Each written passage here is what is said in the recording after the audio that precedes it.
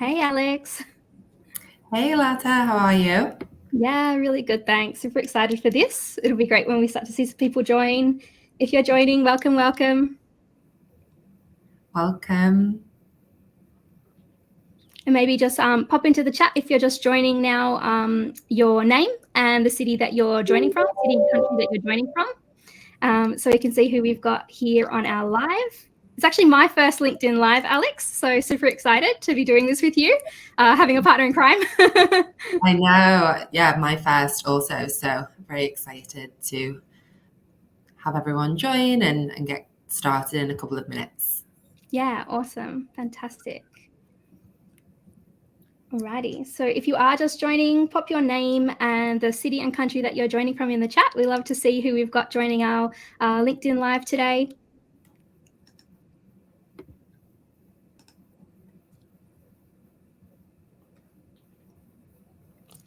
Alrighty, well, do you think we should get started? I think we should. Why not? Let's kick off. So if you are joining, pop your name and the city and country that you're joining from in the chat so we can see who we've got, and we're going to get started so we can make the most of this hour that we have together. Alrighty, I'll hand over to you, Alex, for this. Sounds good. So welcome everyone. Thank you for joining. Just wanted to go through a few bits and pieces with regards to housekeeping before we fully kick off. So just want to let everyone know this is a LinkedIn Live, so cameras and microphones are off just to minimize any disruptions, and please use the chat function for any questions for myself or Lata, and we'll definitely get to them throughout the webinar. Please definitely engage with us in the chat. Let us know who you are, where you're joining from, and anything else that you'd like to contribute. And after the webinar, there should be a link to a 2-minute anonymous feedback survey, which will actually contribute to a white paper that we're going to follow up on this event with. So as much engagement, as much data we can get from this event, it just means that the white paper will be even more purposeful. So please, we'd really love you to contribute throughout, and this will help inform the white paper that we'll share with everyone afterwards.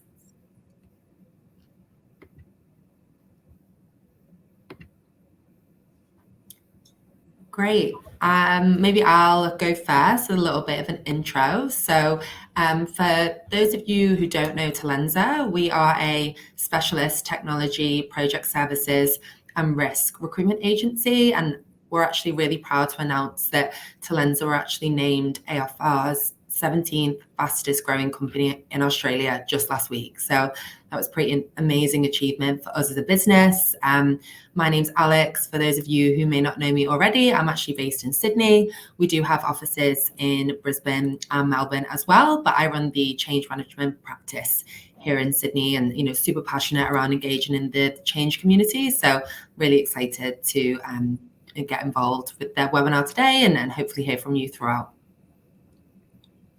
Awesome. And I'm Lata Hamilton. I'm a change leadership and confidence expert and the founder and CEO of my own change management consultancy, Passion Pioneers. And I'm also the creator of the Leading Successful Change program. So a little bit about me. I live in Sydney, Australia. A few fast facts. I'm an absolute foodie. I love food, cooking food, eating food, food experiences. I'm also a cardio junkie. I love anything that gets my heart rate up, whether that's running, swimming, yoga, skiing. I did a swim this morning, swam some laps, which was awesome. And I'm also an avid thrift shopper. So even the dress that I'm wearing is a recycled treasure. And I help leaders carve their own paths for change with confidence and help their teams find their feet and find their futures. So I've worked with some of Australia's biggest companies on some of their biggest organizational changes. I've worked on changes that have impacted over 100,000 people, operating model changes that have impacted thousands of people, global cultural transformations that have literally straddled continents, and digital transformation that is literally changing the way that we work. So if you have just joined the LinkedIn Live, please do participate in the chat because we really want to make sure that this is a really interactive session. Alex and myself are obviously going to be leading you through the great content of the session, and we really want to hear from you as well, and really make sure that this is interactive and that you get a say as we go through the session too. So if you have just joined, definitely do introduce yourself in the chat, introduce yourself with your name and the city and country that you're joining from, so we can see who we've got here on the session with us. So I can see we've got Ladan. I hope that I'm pronouncing that correctly. Ladan from Sydney. So awesome to see you here, Ladan. And if you are joining or if you're watching back the replay, do also please introduce yourself in the chat, because it's always good for us to see who we've got joining our session. So let's get started. So where did the idea for this webinar come from? I've been chatting with the recruiters at Talenza, and I was getting a market update for my students because I like to kind of stay across what's happening in the change market. And we sort of started to notice some trends and what was sort of top of mind for clients and talent. And it kind of got us thinking about like how the change market has really sort of changed over the last couple of years. So I'll kind of like give you a quick rundown of sort of like what we were talking about and like what we had seen sort of happening over the last few years in change. So before COVID, the change management market was really strong, and then the bottom kind of fell out of the market when COVID hit. Organizations had to scramble to, you know, pause projects and pivot on their priorities and figure out the whole work from home thing. Like that was kind of what was top of mind for them at the time. So a lot of transformations and projects got put on pause, and obviously they were also really focused on employee well-being and engagement through that period. But even after COVID hit, so within like about 6 months, so pretty quickly after COVID hit, the change management market kind of bounced back again and absolutely boomed in 2021 and 2022. So day rates rose to record highs because organizations then, they wanted to do like proper digital transformation and proper business change rather than the reactive changes that they had been doing when COVID had first hit in order to handle, you know, the fallout from COVID. They also wanted to improve their ways of working and then deal with the ongoing regulatory and compliance requirements, which is a major thing here in Australia and, you know, is also coming up around the world as well. So during that COVID period as well, worldwide, there was a greater awareness of the need for change management capability and resource. COVID really showed up just how underprepared a lot of organizations and projects and leaders and teams really were when it came to managing change, receiving change, both within the project scope where change traditionally kind of sits, but then also beyond in just, you know, organizations generally, in the business as usual teams and all of the business teams too. And so we started to see sort of leaders and teams realizing the importance of change management. And so where are we at now? We're kind of seeing the market slow a little bit. Costs of living, interest rates and inflation are rising. Companies are trying to maintain their revenue and also obviously cautiously exploring new avenues of growth. They know that they need to grow still, but they want to be a bit more cautious about it. So we're seeing a lot of the projects and transformations move to 2024 when the budgets will get released, and they'll probably need to get some good outcomes and some good benefits realized before the end of financial year, because time is kind of running out. There's only about, you know, just over 6 months into financial year. So because of that slowdown in projects and transformations, change management can be an easy first thing to cut from the budget. And it's often seen as sort of like an optional extra or like a nice to have. Like if we've got the budget, we'll bring in change management. So we are seeing a lot of change talent being released back into the market. And while it feels jarring for candidates, it's probably just a right sizing of the market. It's probably just kind of right sizing as to where the market should have been, because there was such a boom in 2021 and 2022. And by the end of like 2021, the change market was like absolutely flooded. And so I kind of see it as like this big wave is just sort of fanning itself out again, spreading itself out again over industry. But the thing is that change management is super important and continues to be super important. It can reduce risk and ensure sustainable success for your projects and initiatives, which is actually needed more than ever during times of turbulence when leaders and teams are already anxious and disengaged. So what are we covering then in this webinar? The challenge that we have is, well, how do we make sure that we don't undo all of the great work and progress that we've been doing, bringing change value and capability into our organizations? How do we make sure that projects and transformations continue to be supported with change approaches so that our people are informed, confident, ready, and inspired? How can you influence your hires up to retain change expertise and keep it warm for when the budgets open and they're beating down our doors again for change managers? So that's sort of what we've been seeing in the market. Is there anything, Alex, that you wanted to add in terms of like what we've been seeing and what the market looks like now? You know, I would completely agree with everything that you've highlighted there, Lata. Obviously, It's a conversation that as a recruiter in change management, I have day in, day out. Everyone wants to know, what does 2024 look like? Will we see an increase in change management opportunities on the market? Because it's really evolved from what was a very, candidate short market to a very candidate rich market. And as a hiring manager, you're probably in a more fortunate position potentially than, previous years. But that's also meant that there's been a lot of really great people on the market for quite a long period of time. And that does have an effect on, people's well-being and their ability to secure new opportunities. So this is why we wanted to bring this conversation to the forefront, because there are other alternatives than just, your traditional approach to hiring. And I think this is a really important subject. So yeah, thank you for, everything you've highlighted, and we'll obviously talk about it in more detail throughout. Yeah, absolutely. Awesome. So that's what we're going to be talking about today. And like I mentioned at the start, this isn't going to be a run-of-the-mill boring webinar. We want it to be really interactive, and off the back of it, you will get a free white paper, so a Future of Change white paper, so and a pay rates guide as well. So what we're going to do is we're going to take all of the great data that we gather as part of the webinar and put that into the white paper and make a really rich white paper to be able to give back to you to set you up for success for 2024.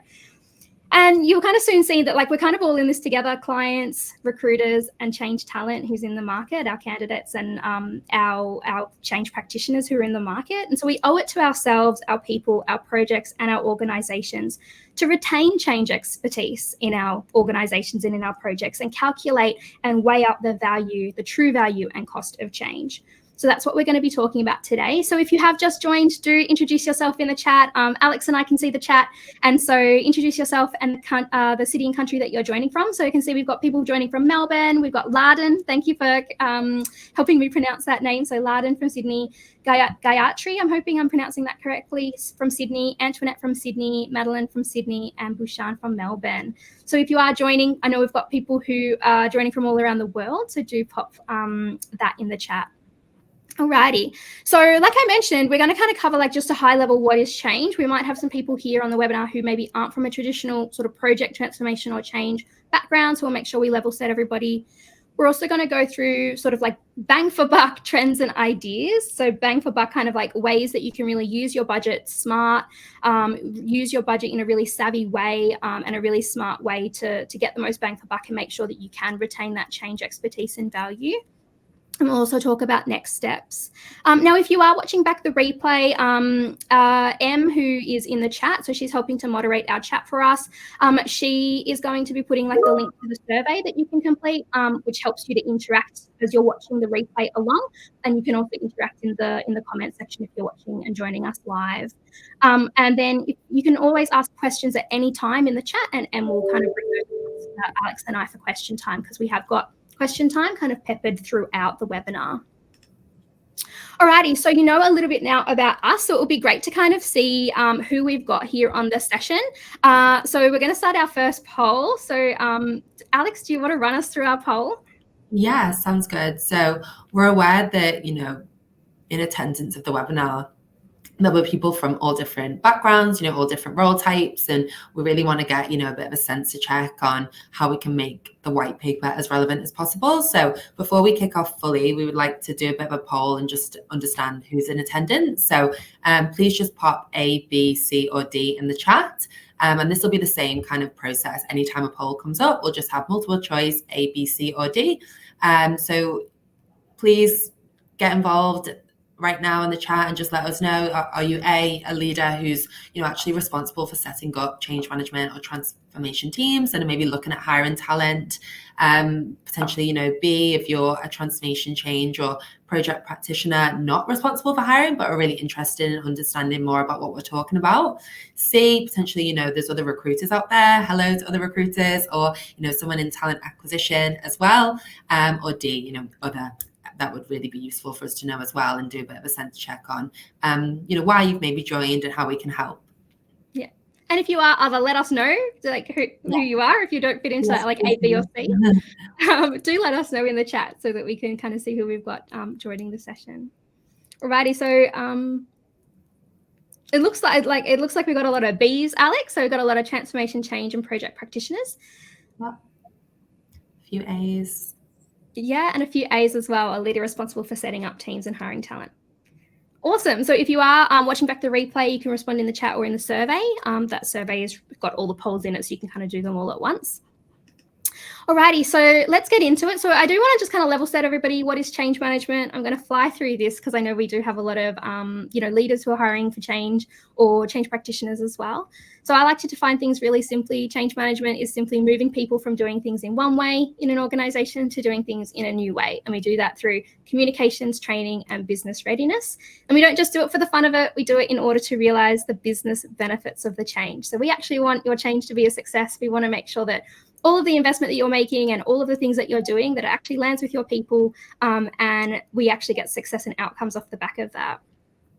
And so it could be a new process, a new system, application platform, a new team structure, a new operating model, a new product or a change to a product or service. It could be the move to remote work, the move back to the office, move to hybrid working, regulatory or compliance change. Any of these can be supported with organizational change. And then what I do is that I'm also accredited in neurolinguistic programming, NLP for short, neurolinguistic programming and coaching. So I actually blend those things into my change management. So if you don't know much about NLP, we're not really going to cover it a lot in this session, but it's the study of excellence in behavior, communications, and psychology, or your emotions. And success is based in results. So like change management and NLP go hand in hand really well together. So I blend these to provide change leadership training and change consulting. And like I mentioned at the start, my flagship program is Leading Successful Change. So I really recommend that you actually screenshot this slide. It's a slide that I use in a lot of my sessions and masterclasses and webinars and things, because it's got some really great statistics about like why change management is so useful, why it's so effective. So just screenshot the slide, attribute it to me. That would be great. And what I won't go through all of it, but what I'd love to call out is sort of this one, like the calculated return on investment on large projects is 650% versus the investment in change management. And what that's really saying is if you take $100,000 and you invest in a change manager for your project or transformation, it's like you'll get $650,000 worth of value. And that's simply because we help people come on board. We help stakeholders come on board. We help the solution and the project and the change be really fit for purpose and make sure that it's really focused on the end users and on the customer or employee experience. And we help people get inspired, informed, confident, and ready for the change so that they actually keep doing that, so that they do the change in the first place and actually come on board the journey. And then they keep doing that change in the future. So definitely one to kind of screenshot, because it is really super helpful, especially if you are trying to maybe influence other stakeholders or other leaders in your business as to the value of change. So now we want to really move into like, well, what are these 3 smart ways to sort of manage your change costs? So I'm going to hand over to Alex now to sort of give us a little bit of a market update. Yeah, absolutely. So as we've talked about already, it seems that year on year, the transformation market just is ever evolving. And, as Lata's mentioned already, there's really been a right sizing of the market. We'd like to term it that way rather than saying, mass restructures, even though that has been, the case in some of our larger enterprise clients. But there's definitely been that shift there. You could say that employers have had a bit more of an upper hand. And, this change in transformation does really reflect a broader economic environment change. There's a lot of cost consciousness across Australia and, potentially even across other markets globally as well. There's a real focus on trying to optimize operations while really maintaining that accountability and just trying to really do more with less.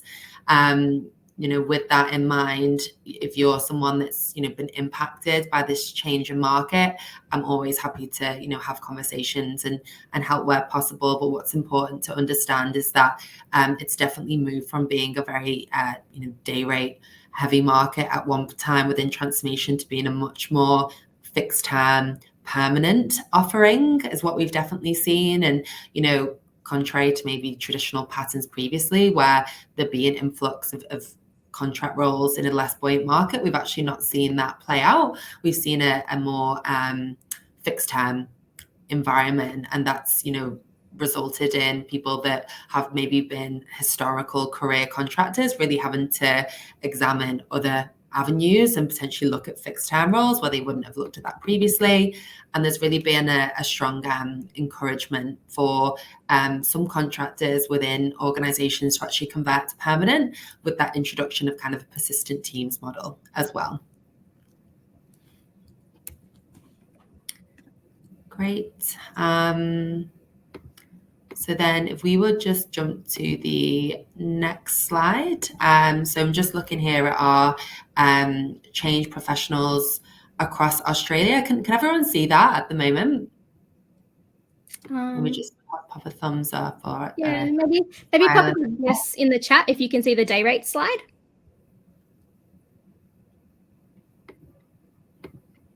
If you can see the day rate slide, pop a big yes in the chat. Okay. I'll just stop sharing and reshare. First LinkedIn Live. Yeah, always good to see how it works. All right, how's that? Is that working now?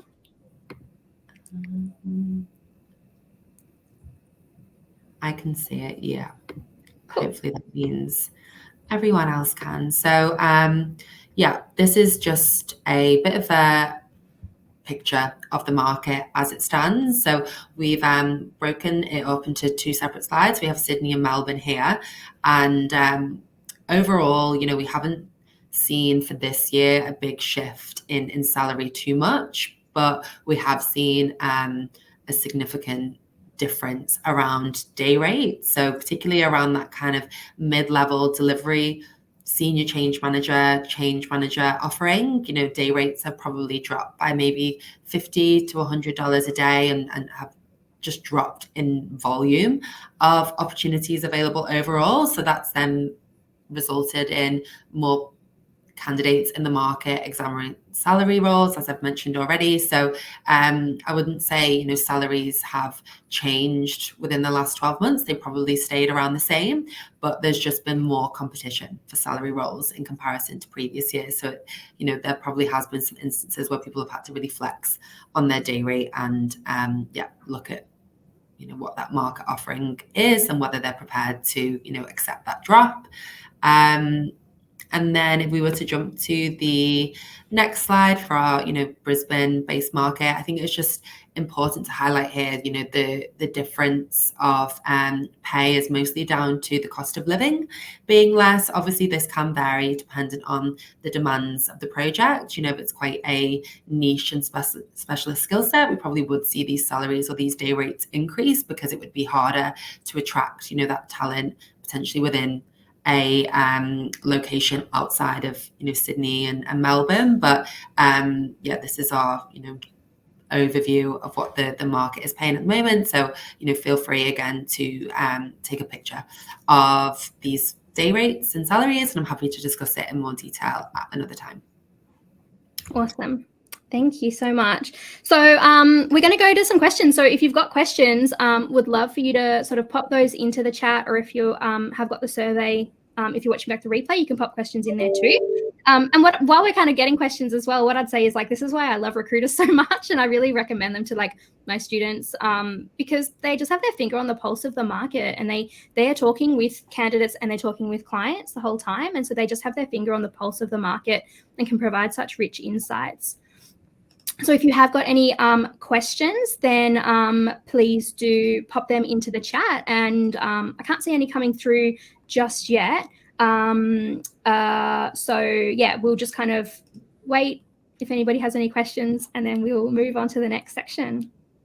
Well, we've got question time at the end as well. So pop your questions in and we'll gather them up for you.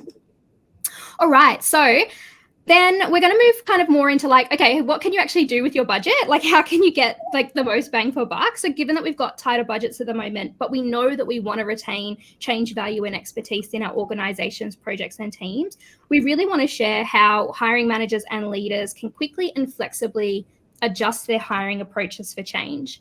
Now, I know from the poll at the start that we do have a lot of Bs. We have a lot of, project transformation and change practitioners sitting on this webinar too. So if you are a change practitioner, I'd also really like you to sort of take on that same spirit of flexibility. There might be some new ideas for how you're able to show up and add value to your projects, leaders and teams, maybe a little bit differently to what you're used to. So definitely, like, let's go into it and yeah, go in with a spirit of flexibility. Like, there's not one way to hire for change or to do a change role. And we've got a lot of options up our sleeve.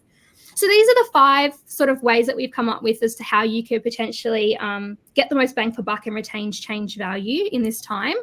So 1, moving day rate contractors to fixed term. So we'll talk about that in a little bit more detail, as Alex was mentioning. Consider slashy roles, and we'll talk about that in a bit more detail. Offer part-time roles or contracts. Set up 1-month rolling contracts, 1 month, 3 months, 6 months, whatever it happens to be, but set up rolling contracts that are maybe shorter time period, and create an advisory model. So we'll go through each one of these in a bit more detail. So moving contractors to fixed term. So like Alex said, sort of what we saw a lot, even when the market was booming in 2021 and 2022, was actually a lot of contractors being moved to sort of permanent and fixed term.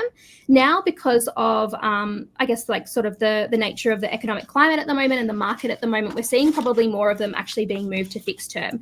And it makes sense. Like, it is actually a pretty smart strategy. Like, it is sort of prudent to move contractors to sort of 3 to 6 month fixed term or up to 12 months fixed term. If you don't know that much about sort of like the difference between day rate contracting, fixed term and permanent, like, this is a pretty good rundown. As I always say, like, feel free to like take a screenshot. But this is like a high level rundown of how I would explain it. So you've got kind of like day rate contractors. It's a higher rate of pay. You're paying them by the day or sometimes by the hour. Usually it's short term. So usually a day rate contract would be anywhere from like 3 months to 6 months. You don't see a lot of sort of 12-month day rate contracts, but they do happen. So because you're paying them a day rate, you don't need to account for bonus, superannuation, or whatever is your country's equivalent retirement fund, or leave or personal time off. So in other countries, this might be called labour hire or contingent working or contracting, or like there's a whole heap of different names depending on which country you're in and what this would kind of fall into. But essentially, like, you're not needing to provide a lot of the entitlements or the employee entitlements that you'd usually provide to a permanent employee. Contractors can be hired under an ABN, so under their own sort of business, or hired through a recruitment agency, for example, or through the company as a PAYG. But usually, like, generally, it's hired through a recruitment consultancy. Like Talenza. And then usually they would have about a 2-week notice period on them. So a contract would usually have 2 weeks. The other end of the spectrum is permanent. So where you kind of going out to the market, hiring a permanent person into a position. It's a salaried role, so often it's a lower rate, as you would have seen from the pay rates guides that Alex had up earlier. So then obviously, because of that lower salary, you would then need to consider bonus, superannuation, or leave. There's not an end date on a permanent contract, so the only way really is resignation or redundancy for that person to move out of that role, unless they choose to move on. So what we're seeing a lot of is this kind of this middle ground, which is a fixed term. So a lot of the same sort of entitlements as a permanent, lower pay than contract, but then higher loading sometimes than permanent, because there might not be a bonus on a fixed term role. Usually longer term, so 12 to 24 months, and then again, redundancy or the end date of the fixed term is reached. So we're seeing a lot of like 6-month fixed term, 12-month fixed term, and it absolutely makes sense. Yeah, and I might just add to that as well, which is more of a recent market update around fixed term engagements, is that there is a change in the legislation now. So there's been an introduction by the government that businesses will actually no longer be able to retain candidates over a 2-year fixed term basis. So, what does this mean, I guess, for change managers or any transformation professional? it's obviously set up, I imagine, and would hope to try and benefit candidates and try and encourage businesses to convert them to permanent. However, the issue does lie with the fact that if you're in a transformation office or you're under a program of work, there might not be longevity to actually have you as the candidate in that role forever. It probably does have some sort of end date, and a business may have liked to extend someone maybe to 3 years, but they actually can't offer 4 because there just isn't that volume of work there. So I think it's something that as a recruitment agency and anyone in the market will definitely be keeping an eye on what does that mean, because I imagine we'll see less fixed term roles available and a bit more of an introduction of either short term day rate contracts and permanent roles, or potentially businesses actually may look to go through more like a consultancy model and look for an avenue where they can kind of scale people up and scale people down. So I think that'll be really interesting to see what happens next year. Yeah, absolutely. And I think kind of like we are seeing a lot more of this fixed term and permanent now, whereas in the last 2 years there definitely was maybe 50% contract, 50% fixed term perm. It's definitely weighted at this point in time here. So it'd be really interesting actually to get a bit of a market update and find out with our next poll. So did you want to lead this poll, Alex? Yeah, absolutely. So just to further the point, we really want to understand what are you experiencing as our audience. So we'd really appreciate everyone contributing in the comments within the chat around potentially what percentage of your roles at the moment are being advertised as either fixed term or permanent. Even a guesstimate would be awesome, because it really helps Lata, myself, inform conversations that we have with the market around opportunities available. Yeah, absolutely. So, and again, if you are watching back the replay, there is the survey that you can do, which has all of the polls in it. So absolutely, you can do that one. Or responding here in the chat for us so we can see where things are at. So if you want to pop A, B, C, or D. Awesome. We're seeing a lot over 50%, yes. 50% to 100% coming through in the chat. Yeah, awesome. So it's definitely probably risen. Like I mentioned, 2021, 2022 probably saw it 50-50, like quite an even split, but we're definitely seeing that start to lift up. Alrighty, so what are some wins and watch outs then of hiring fixed term and perm? So like traditionally in change, there has been a bigger contractor market. So what are some considerations to think about if that's an approach that you want to take? Obviously, the wins is that it does save costs because they are those lower salaries, and also the time and the costs of hiring, because you've got somebody in a position for a bit longer. Like Alex mentioned, it could be 12 months or it could be a permanent role. It's an ongoing resource pool as the business needs change. So like if you are hiring people into fixed term or perm, even if a priority does pivot or even if a project does change, you've got those people sitting there who you can really easily put into whatever those new priorities are. So yeah, that can be really helpful. It does have that perceived stability for a lot of change talent. So like some change managers, many change managers might want this perceived stability. It could be really great for more junior change roles, people who are entering change management, because they feel like they're actually going to be in a role for a bit longer to be able to learn and develop their skills. So it can help new change talent feel safer, helps to develop skill sets and retain knowledge into the organization. I mean, as a contractor, I would always have, and even as a consultant, with my clients, I always try to coach and build capability internally anyway. But there are a lot of contractors out there who just like to come in and just do their thing, and then kind of they take that knowledge and expertise with them. So I definitely train my students to make sure that they are building change capability along the way. And then obviously you can tie performance to pay if you do have like bonus structures and things like that. Some watch outs then is that it can be like more admin and overheads, and it's a lot harder to sort of downsize if the business needs or the business model changes. You can also end up with change talent that maybe don't have that diversity of skill sets, because contractors are more likely to move around and work with different changes, different organizations, different industries. They're actually able to gather up that richness and bring those transferable skills or what's happening in related worlds or in other industries into like your organization, which you can sometimes lose if you are hiring people longer term on fixed term and permanent. And like for it, as an example for that, like I've worked across financial services, manufacturing, fast moving consumer goods, government, NGOs, and retail. So like I'm a change leadership expert, like I'm a change manager, but I have all of this like industry experience behind me. It's also something that like a lot of the like highest performers are not necessarily motivated by that stability in role, or they're not necessarily motivated by that kind of that idea around that sort of like that longer term role.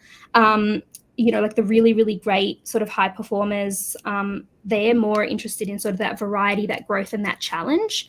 And so there might be a bit of a flight risk when the market lifts, that even if they have signed on to a 12-month or perm contract, that they might then, when the market lifts, kind of look for that variety, growth and challenge elsewhere. So something to really kind of consider. And then you might miss out on great talent if your salaries are undercooked. So one of the reasons that we wanted to provide those pay rate guides was that you actually then have a bit of a baseline for what your salary should be in order for you to get the best talent if you are going to be moving talent across to fixed term and permanent. And then often internally, like contractors and permanents are treated the same. So you really need to, if you are going to have people come in and be fixed term permanent, you really need to help develop them. Like a lot of contractors will sort of own their own development. So if you are moving people to fixed term and perm, it's really up to you to then help develop their skills. That sort of comes part and parcel with that type of employment type most of the time. So that's kind of the first sort of area. And then the next one is kind of considering the role, like the slashy roles. So we kind of, if we're thinking about change, and when I'm like leading my students through leading successful change, I sort of talk about like the 8 kinds of skill sets or the 8 kinds of roles that really partner with a change manager on a project. There may be many more, but these are sort of the 8 critical roles that I see. So you can get like a program project manager, change manager, obviously, a business analyst, a process analyst, a comm specialist, a training specialist, a test lead, and then like an operations lead or a business team lead or somebody from the business who knows the business really well. So you'll get all of these roles in the white paper. But like these roles can be hired as separate specialists for your project, or you can kind of follow the trend of like what I call slashy roles, because we can't call them hybrid roles anymore because of hybrid working, like working from the office and from home. So kind of like I actually came up with the term instead, like slashy roles. And if you are a Zoolander fan, it came from like when Hansel wins the actor/model award. So slashy roles. So globally, across the entire globe, there's a lot more slashy roles out there for project and change. So it could be things like a project and change manager, a change engagement lead, a change and comms specialist, a change and transformation lead, a change coach, or a process and change person, like where you're kind of bundling a couple of these skill sets together in order to create a more holistic role that's like a slashy role. So it would be great to kind of hear from you again, like what percentage of your project and change roles are slashy roles? So if you can choose from A, 0 to 25%, B, 25 to 50%, C, 50 to 75%, or D, 75 to 100%, that would be great. So we can kind of see like where this trend is happening at the moment too. And again, if you're watching back the replay, you can do the survey. Lata, I feel like we may have a little tech hiccup again that I don't believe the slide is showing. Are you able just to work your magic again? I will. Thank you for letting me know. It's okay. Awesome. So we'll wait for these ones to come through. And while we're getting the poll results, we'll just move in and also kind of look at the wins and the watch outs for this approach as well. So it is a great way, obviously, to save money. So if you want to do like a slashy role, if you want to kind of be hiring slashy roles into your project or your organization, often change practitioners have these skill sets. Maybe can I get a big yes in the chat if you're seeing the slides now progressing? That would be great. There seems to be a bit of a delay in the LinkedIn live, that's all. So if you're a change practitioner, you might have these skill sets, and like there are a new generation of change managers who are actually willing to use all of the skill sets that they have at their fingertips.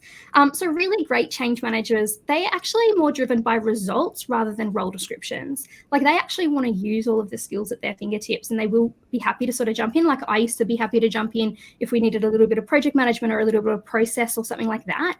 So like I would say, like don't discount change managers if they do have that. Like I've got clients clients and stuff reaching out to me at the moment, and they're like, I want to be able to use my organizational design skills. I want to be able to use my project management skills. And so they're starting to move more towards independent consulting like me in order for them to be able to come up with those services that harness all of their skills. But a lot of change practitioners have moved into change from somewhere else. So you can absolutely be drawing on and harnessing their skills now. It obviously helps you to save budget. It means you'll have a smaller team as well, because you're just hiring, instead of hiring 2 people for a role, you'll hire 1, which just reduces the admin and the overheads for it. You can also use them for different skill sets along the project lifecycle. So, there might be particular times when a lot of process work is needed, and then that might feed into when more of the change management work is needed. So if you are hiring, say, for example, like a change and process specialist, you could be hiring somebody who kind of like is able to kind of flex and flow through the project lifecycle. It's really great for agile ways of working, for those self-organizing teams where they do just jump in to get the job done and to do what's needed at that particular time.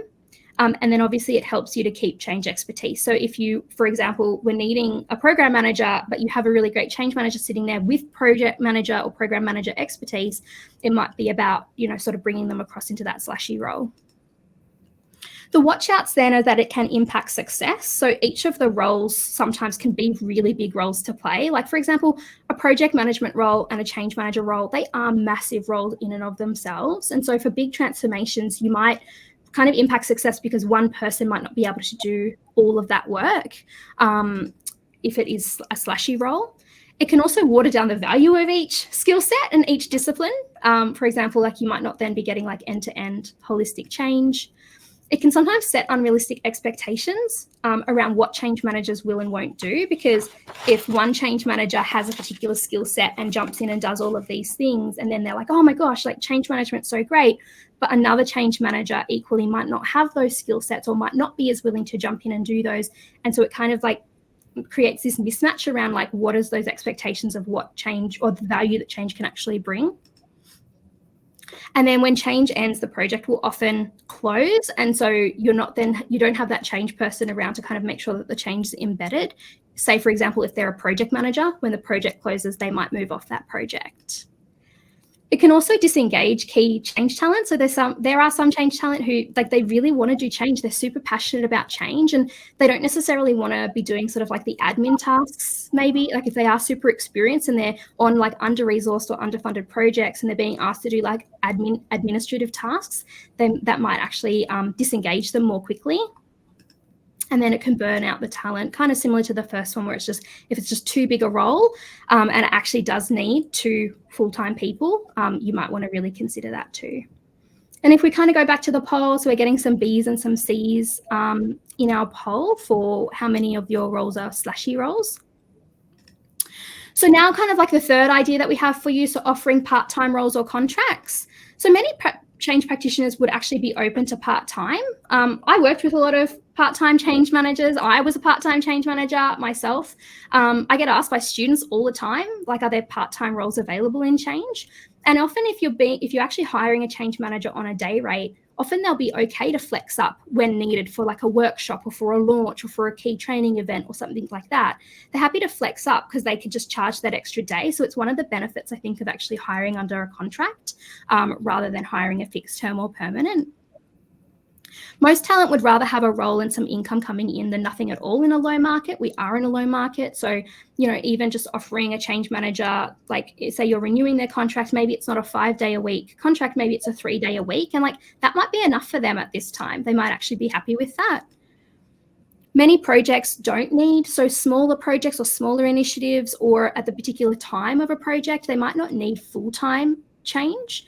And so then your talent might actually get a bit bored. So big transformations, often the change manager will be super busy. But for smaller pieces of work or smaller transformations, or if you're still at the very start, then you might actually not need a full-time change person at that time. And I would also say, like, one of the reasons that I'm a consultant, and one of the reasons that I moved to consulting is actually because it becomes more cost effective for clients to pay for an outcome than to pay for me sitting there full time as an expert.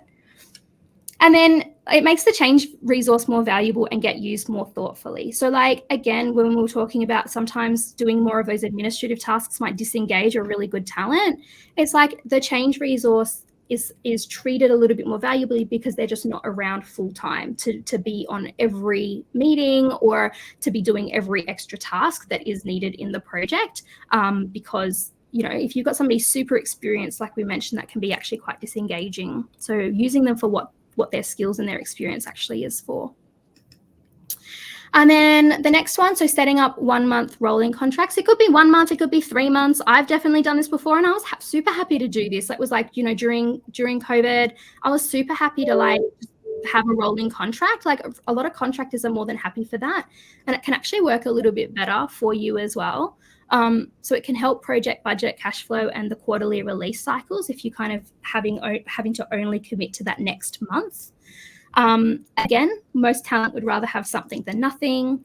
You won't lose the talent completely. So if you do kind of end a contract fully and have that talent go back into the market, you are going to have to pay the cost of recruitment and onboarding again, or you will lose that talent completely. So sometimes it might work out better for you to just roll their contract month by month. And then you can end at any month like we were talking about earlier. And then the last sort of idea for you to get the most bang for buck is to create more of an advisory model for change in your organization or your program. So if you have a change practitioner who's doing end-to-end delivery, are the slides updating? Alex, are the slides updating? Are we on create an advisory model? Maybe pop a big yes in the chat if we are. It seems to be dropping in and out. Yeah, I can't see it at the moment. Okay, I'll stop my screen again and restart it again. Hopefully this works. Apologies, everybody. The joys of being live. Work now? We're back. Awesome. We're back. Awesome, cool.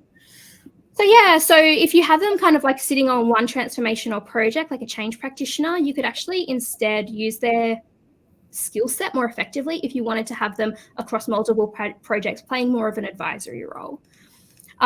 It can also help to share the costs across projects, or if you have a central change function, you can do it that way. You do risk losing a bit of quality of change delivery because obviously you don't have a change person sitting like directly in that, like each of those projects. But if budgets are tight, it would be better to have some change expertise and value still in the business rather than none at all. And then also obviously business teams can learn change delivery for themselves. So like you might just like put a group of stakeholders through a change course, like Leading Successful Change, my course, or you could build a change management playbook for the organization, or you could have your change manager provide that coaching and capability to your business teams. And sort of, again, like that's more of that advisory model so that you can kind of utilize that change expertise in just a bit of a different way. Something to think about. Alrighty, so we're going to go to questions now, and then we've got the last little thing, which is the future trends. So what does 2024 look like? So have we had some? So if you have any questions about anything that we've shared so far, and we might just go back and have a look at some of the questions that have come through. Yeah, I can see one here from Bashan. Thank you, Bashan. For everyone else, the question was, when can we expect the change market to pick up? So we are actually going to have a little poll on this at the end as well, and it's a question on everyone's lips. What we'll speak to in the next couple of slides is the areas of transformation that we've identified that will be in the most demand, and I think that will give a good indication of based on your skill set and based on your background, where you are potentially best to position yourself if you are applying for a new role. From the conversations that I'm having in the market on a daily basis, a lot of more so financial services clients in particular are saying that it'll be from kind of February, March onwards is when we'll see recruitment start to pick up again. People coming back after having some time off over December and January, and the kind of processes initiating from then with new budgets. So it's hard to predict the volume of roles at this moment in time, and I think it's something that we can definitely speak to throughout the next 6 months of 2024. But I think particularly for the larger, more embedded change teams within financial services, it'll be February, March onwards. I hope that helps. Yeah. And I can see another question here from Ladern. So what are other roles in the change family or close to that are bucking the trend? So what I'm seeing a lot of is actually more of the project and program manager roles that are sort of being hired as well at the moment. And that's actually kind of speaks really well, because like those people will often get into role and then they'll be hiring change in the next few months for their projects and their transformations. But then any of those other roles, like we're seeing still a lot of other roles that are sort of similar to change. So if you have multiple skill sets, absolutely look at potentially doing slashy roles, because that could really help. Yeah. Awesome. So we're on the home stretch. So our last kind of section that we want to cover is the predictions for 2024 and the change demand in 2024. So we are seeing a lot of op model changes. Some of my clients definitely are looking more at operating model changes and transformations. They're trying to right-size their business for now and for the future as well, and really optimize, especially after, like, now that COVID has kind of finally settled down. So we're seeing a lot of op model changes and transformations. And sometimes these are, for some of my clients, they're going hand in hand with digital transformation as well. So companies are right-sizing after the COVID boom. They just need to optimize what they're doing. That's absolutely okay in this current environment and climate. So expect to see restructures, op model changes, layoffs, downsizing. We're already starting to see it. You'll probably see a bit more coming down the line.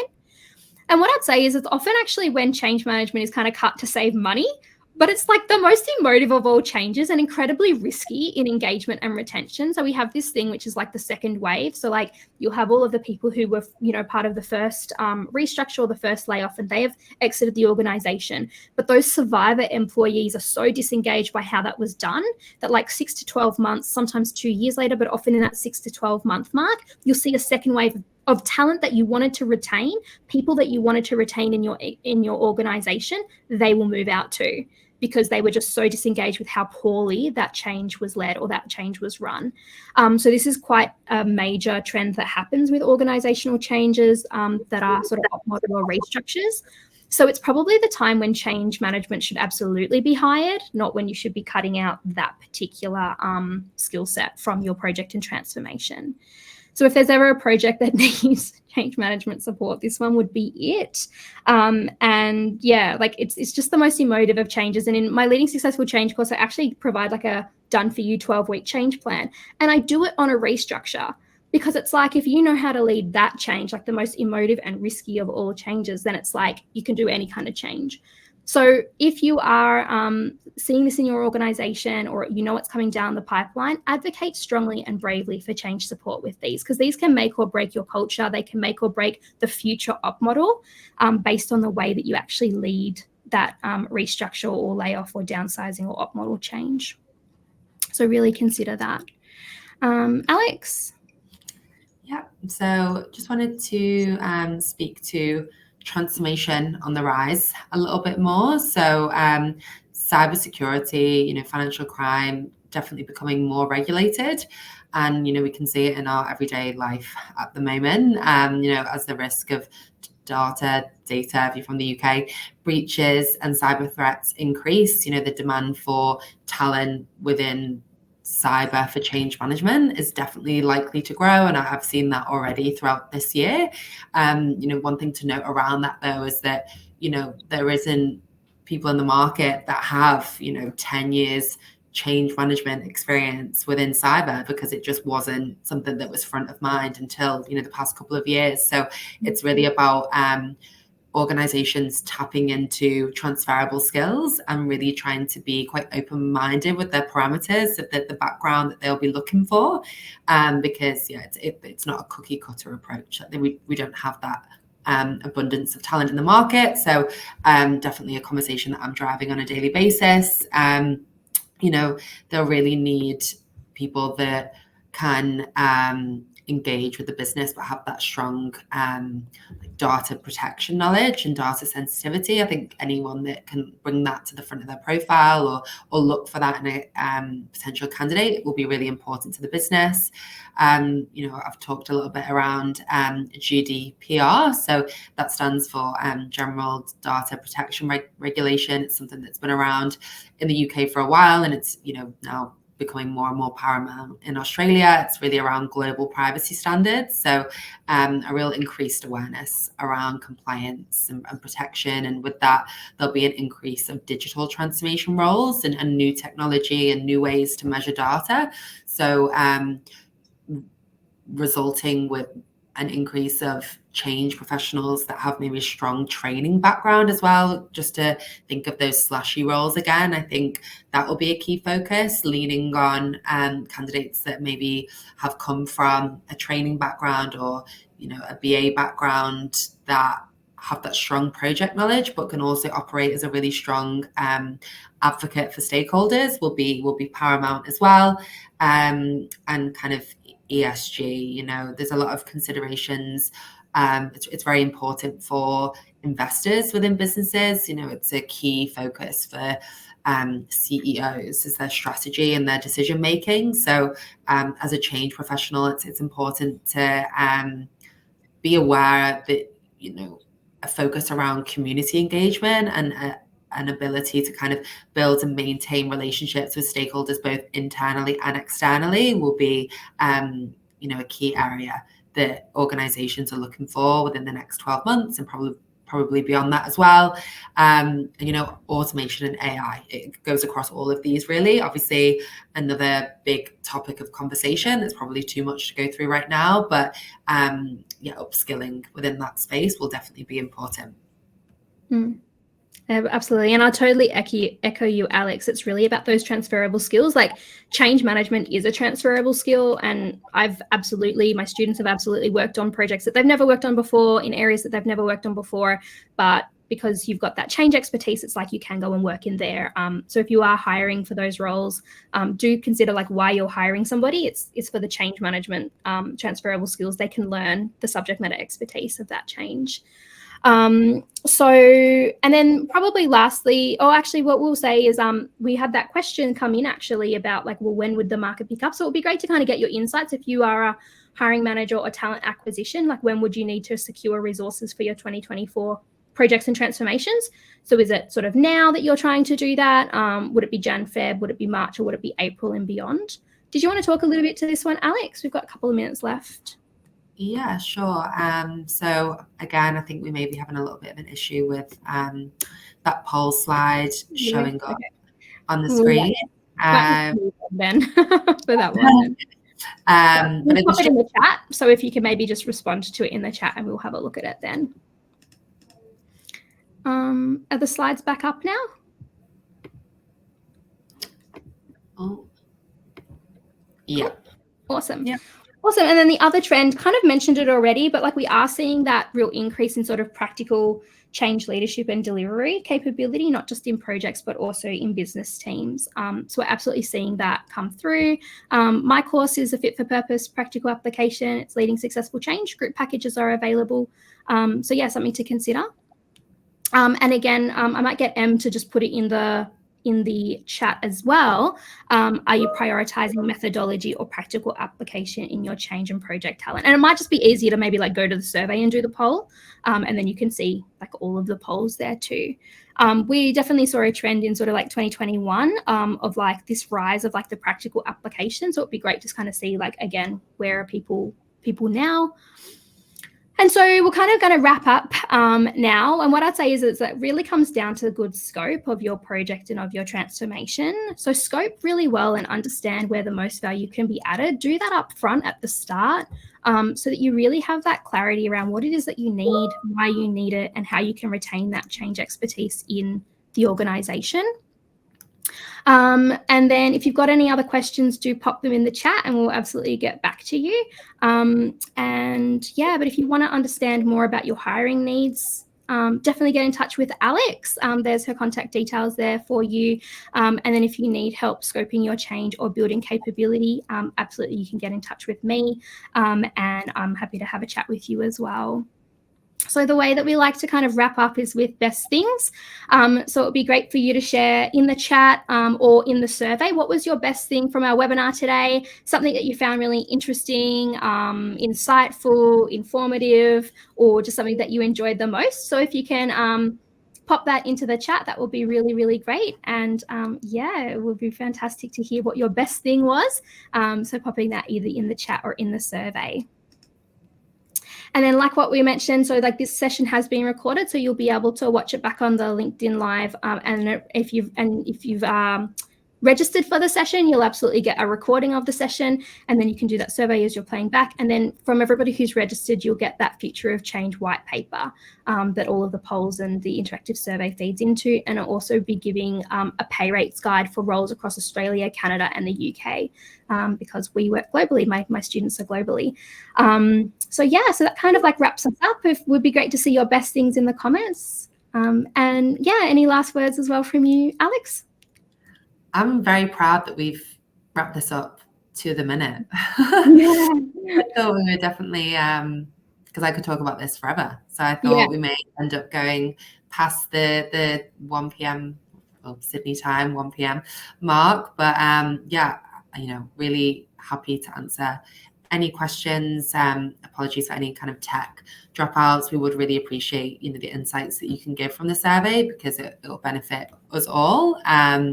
But it's been really amazing to bring this conversation to light a bit more, because both Lata and I are very passionate around being proactive to help within the change community. So hopefully, by speaking to all the alternatives that are available around hiring and retention and motivation, it's actually informed conversations that you are all having with people internally within your own businesses. But yeah, we really appreciate you joining.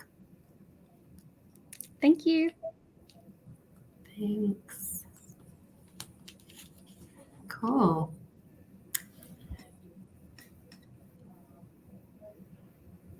You can stick around maybe for a minute or two.